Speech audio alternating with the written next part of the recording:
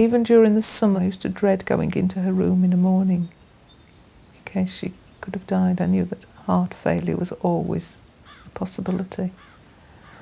And that used to frighten me. It frightened her at one point because she said, "I'm frightened to go to sleep." So I knew it was something she was frightened about. But I thought we'd made such progress that she put on enough weight to keep her safe. And when she died, and I took up the issues with the NHS, one person said to me, "She didn't want to get better. Your daughter didn't want to get better." And I refute that. She used to say, "I just want to be normal, Mum. I want to get better."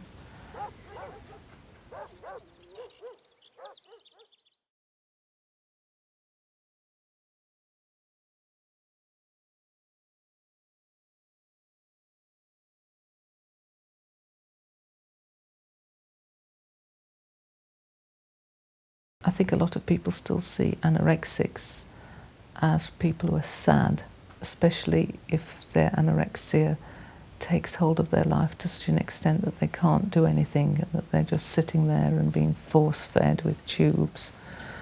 And I think people just think what a sad life it is. They don't understand. It's almost like a cancer of the mind, because once you get into the setup of an eating disorder, it's difficult to break it. It becomes more and more entrenched. And I think that the public don't understand that. It's not something that people choose to have. I first started with disordered eating in my mid-teens, and I'm 50 now, so it's been a long time. And variously I've been anorexic and bulimic and suffered from compulsive overeating. So my weight's fluctuated a tremendous amount. I would define it as having overwhelming obsessional thoughts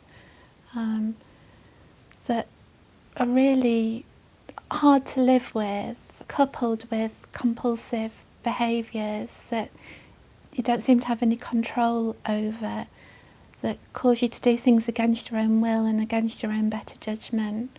I had an eating disorder myself from the age of about 13 that went on probably until really I was in my early 30s, and I was never diagnosed, but I think really early on that I was sort of towards anorexia, but I was never treated or hospitalised. I managed to not be underweight enough so that I was always kind of under the radar and not noticed.